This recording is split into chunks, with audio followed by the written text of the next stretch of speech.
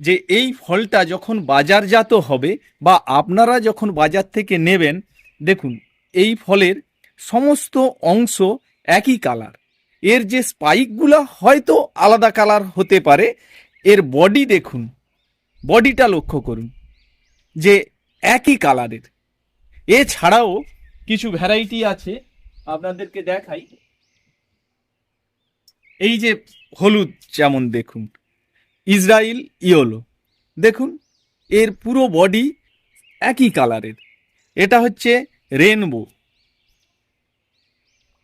কোনো জায়গাতে দেখুন অন্য কোনো কালার নেই।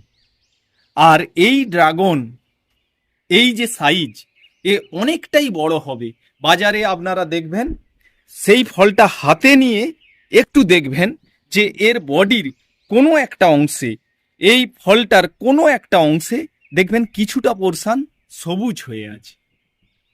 গোটা বডিটাই লাল কালারের হওয়া উচিত, পিঙ্ক কালারের হওয়া উচিত পেকে যদি যায়, কিন্তু কিছুটা পোরশন আপনারা দেখবেন যে তার সবুজ আছে।